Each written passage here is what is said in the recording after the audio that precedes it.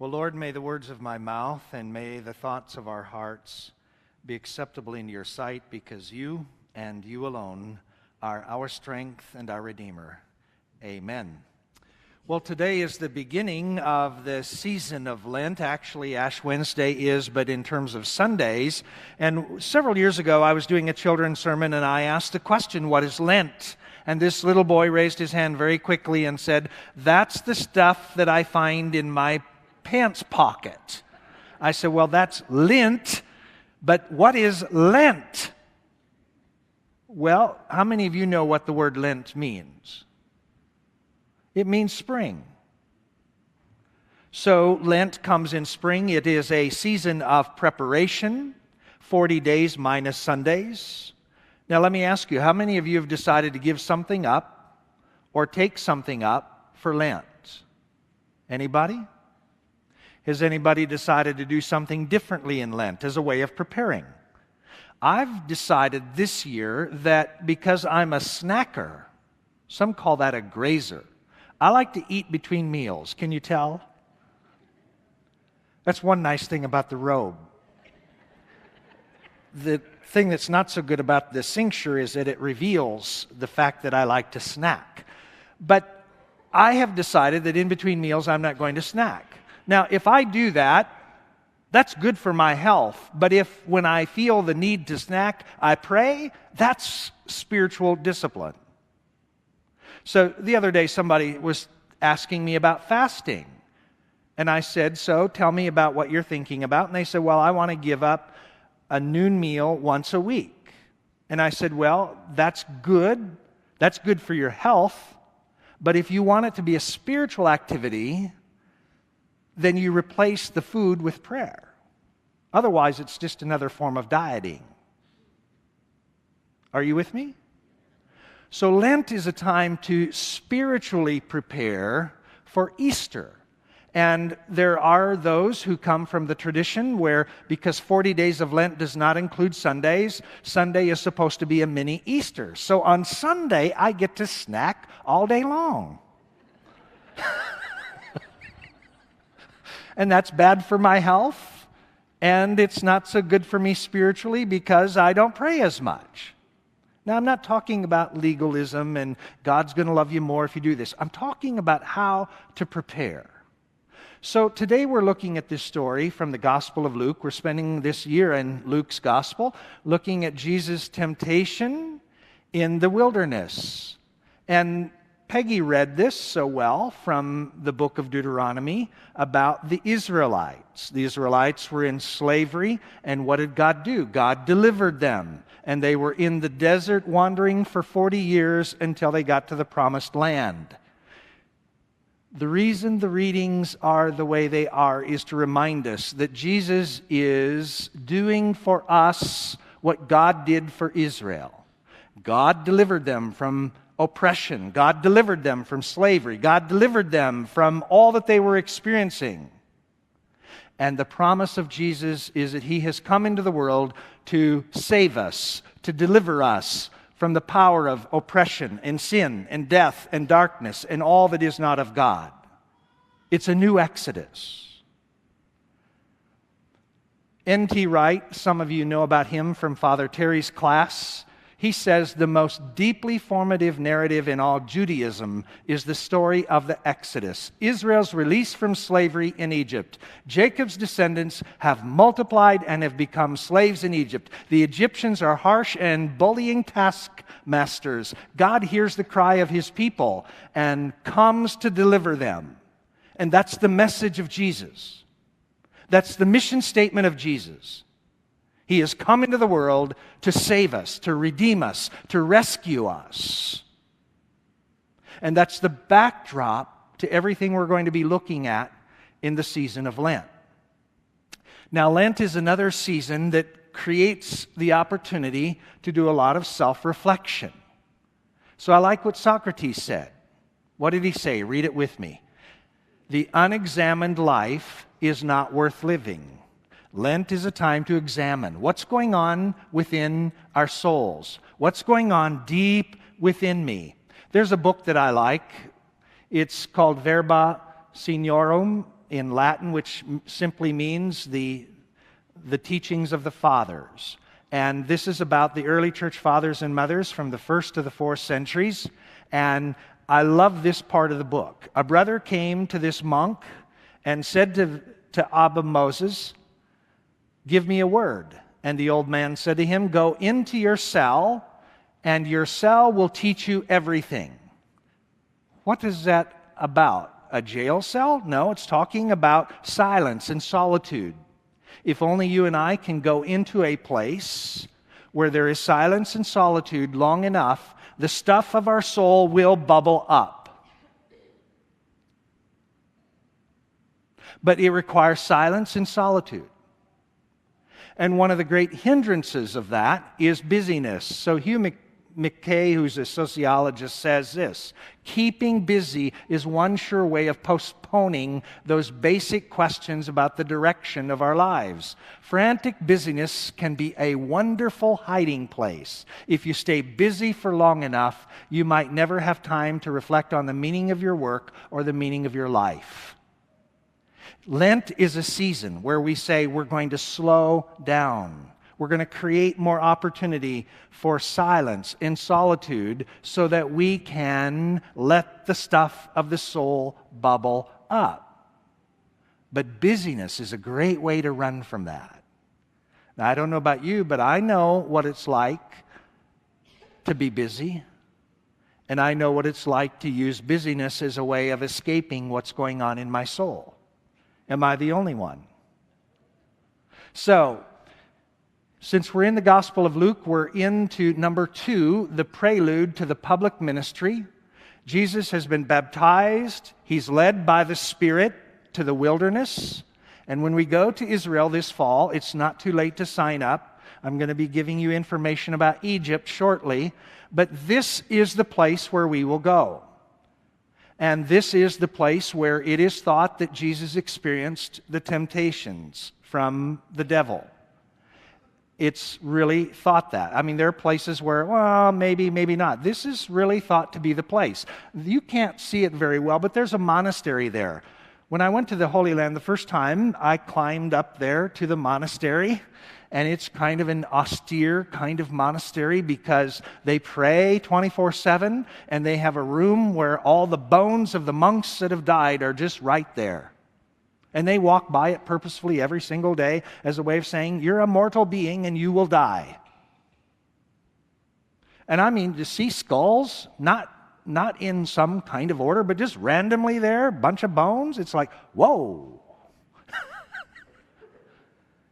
But that monastery was created to be a place of prayer. Now you can see in the side of the mountain there are holes. Those are called caves or cells. So when I shared about the monk saying, go to your cell, and your cell will teach you everything that you need to know about you. Those are places people go to this day, and they will take food with them, and they will stay there for a day or a week or a month or a year or 2 years. And it's a place where the stuff of their soul comes bubbling up, and they're getting in touch with that. So here's the truth about the desert or the wilderness. The text says that Jesus was led by the Spirit into the wilderness, and the Spirit will lead us into the wilderness. But here's the thing you need to know. The desert does not change us. The wilderness experiences of life do not change us. They reveal us. Some of you know of my illustration that's overused, but I can't help but use it again. If I have a tube of toothpaste and I squeeze it, what comes out is what's inside, regardless of the label on the outside. And as you've heard me say before, when life squeezes us, when life is difficult, when we're in the wilderness, when we're experiencing the desert, we are squeezed. And what comes out of us verbally, what comes out of us in our actions is what's deep inside. So the desert does not change us. It reveals us. So the other day I had a person say that they thought that having cancer changed them. Now my job in that moment was to listen. It wasn't my moment to correct them. That's not my job in that instance. But what they were really saying is that the desert revealed them. And the desert, by virtue of revealing who they really are, creates the possibility for change. Are you with me? So, Jesus, you see, in this story that we heard from Jim today, is about identity. Where Jesus is saying, who am I? What kind of a Messiah am I going to be? Who am I in the depth of my being? And how is that going to get lived out? And not only who am I, but who am I not? See, there was expectation upon Jesus to fulfill this job description. You can read it on the screens. The people expected Jesus to fulfill this job description. And when he didn't, they were disappointed. That's why the texts of Scripture say, he came to his own, and his own received him not, because he did not fulfill the job description. Now, the job description part is obviously my commentary. But isn't it true that Jesus was very clear about who he is and who he isn't?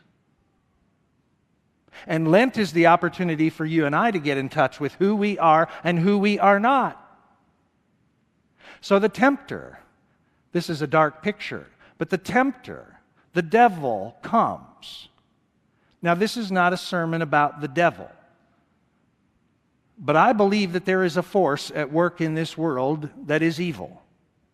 When we ask the question at baptism, do you renounce the spiritual forces of wickedness? Do you reject the evil powers of this world? I believe that that's a legitimate question. Do you? Am I only preaching to myself this morning? But Luke uses devil. And let me just cut to the chase. You've heard that word diabolical.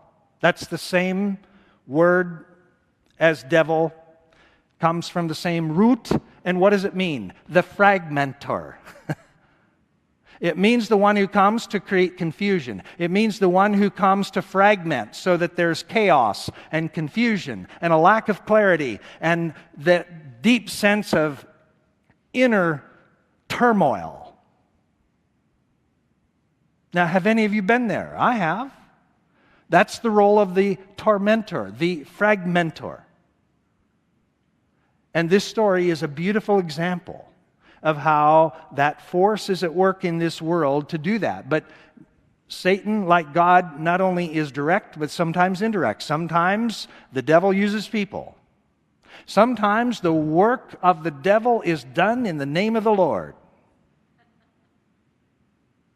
I think I'm only preaching to myself. You're just looking a little sleepy this morning, are you? So Bishop Will Willimon, when he was the chaplain at Duke University, one Sunday after worship, he's standing out there in this big, if you've ever been there, there's this big courtyard, and he's standing out there greeting people, and this man came, and his face was red, and he grabbed Bishop Willimon's hand. He was Dr. Willimon at the time, and he grabbed his hand and squeezed it hard, and he looked deep in his eyes, and he said, "It's all your fault. You're to blame." And Dr. Willimon said, what am I to blame for? My daughter. She came here to Duke University. She came here to get a good education because she was supposed to be a third-generation nephrologist. That was her destiny in life, and it's all your fault. It's all your fault. You're to blame.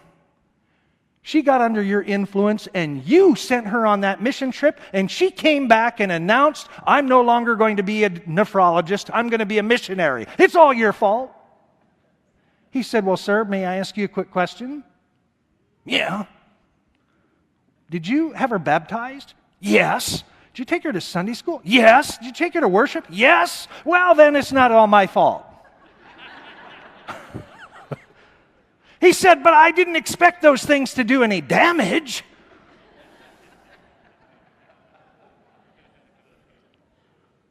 The fragmenter comes in a multitude of ways, through a multitude of voices, to distract us, to keep us from doing what we're called to do, but most importantly, to keep us from being who we really are.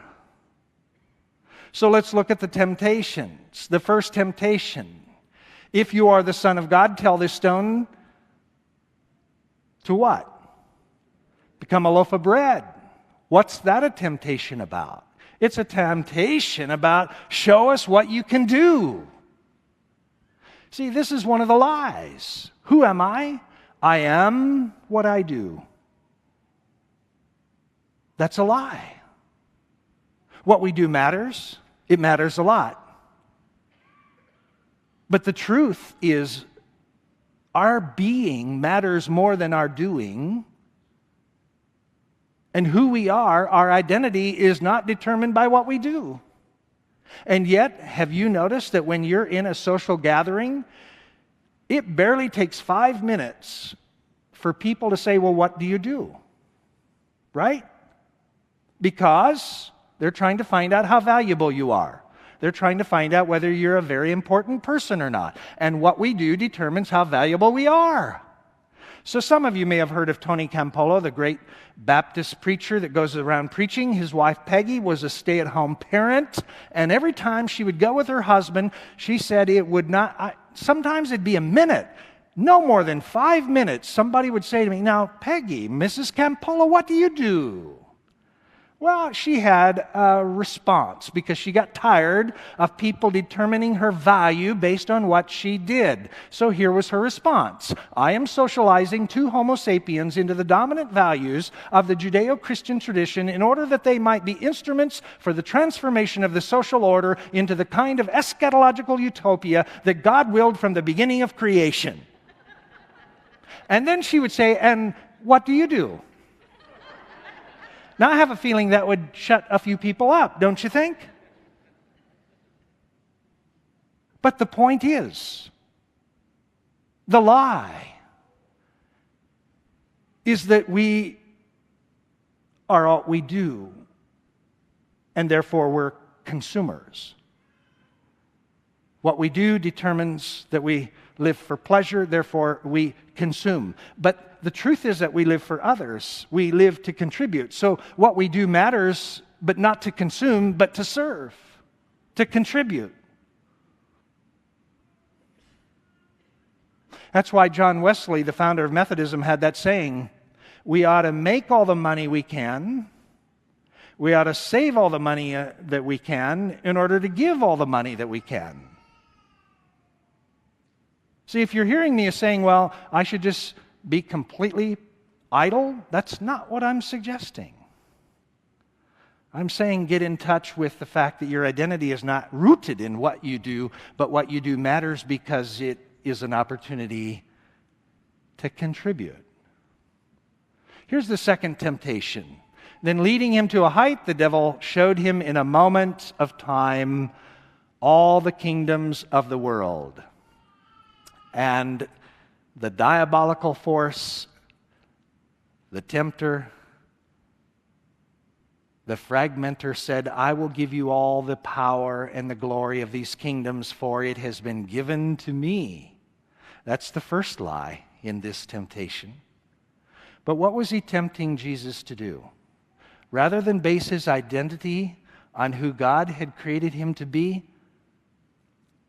the temptation is, I am what I have.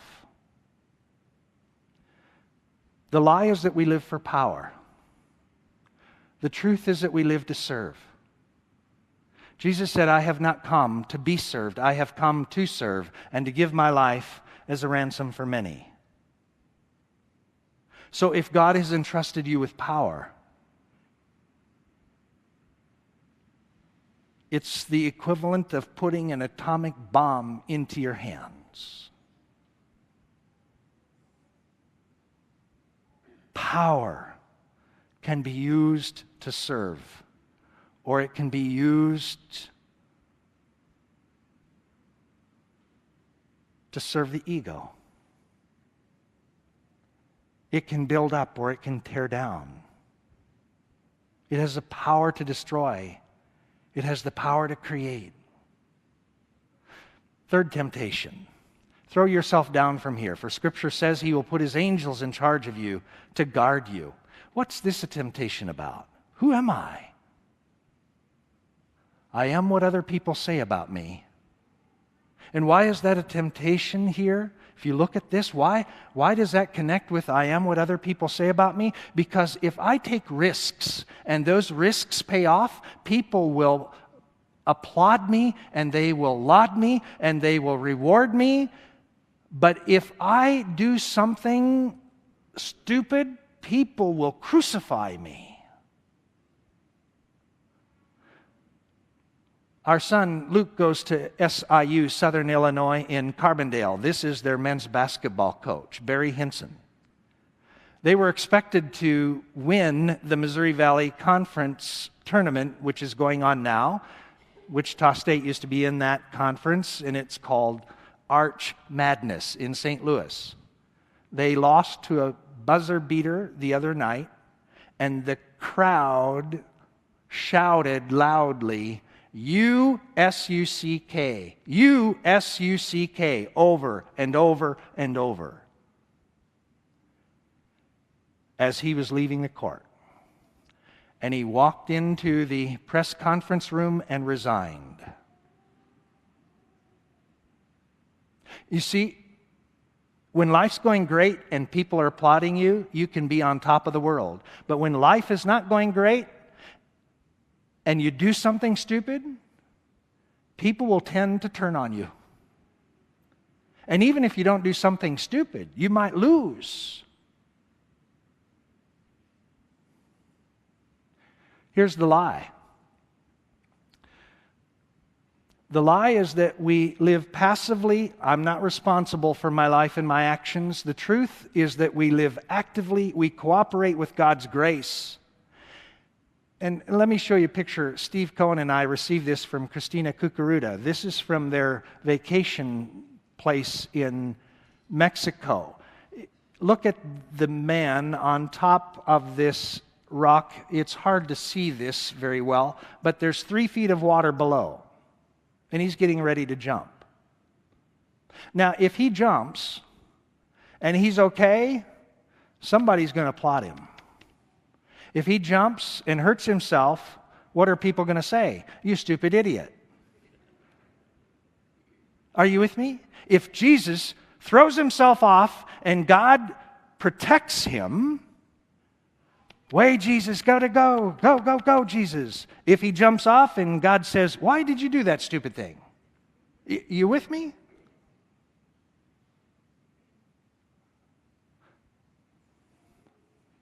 See, the lie is that we're defined by our stupid actions.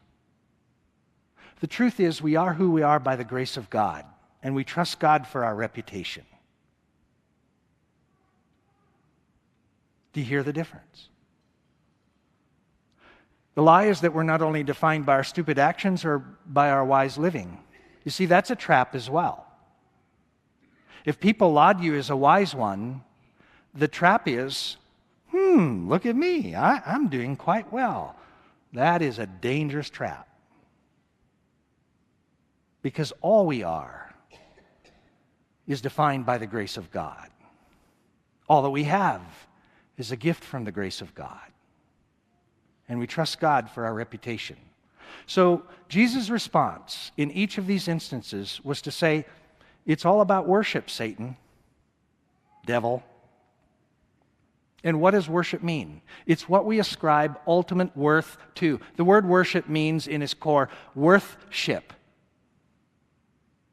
So if you fall into the trap of the temptations, our worth is determined by what we do, by what we have, by what others say about us. And Jesus is saying, no, we give ultimate worth to God and to God alone.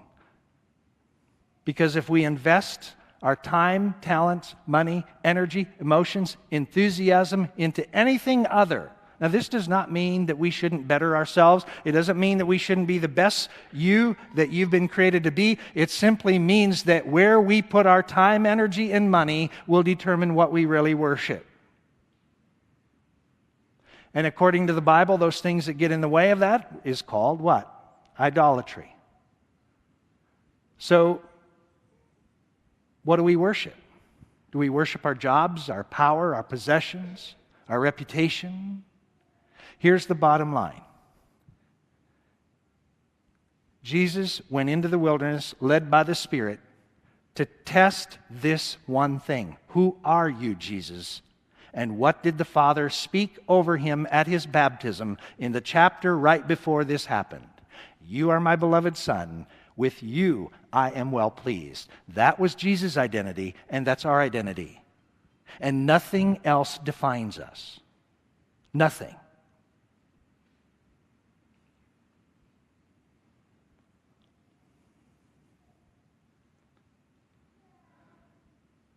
So I want to put this quote up here and invite us to read it and to reflect upon it and to have a time of silent prayer.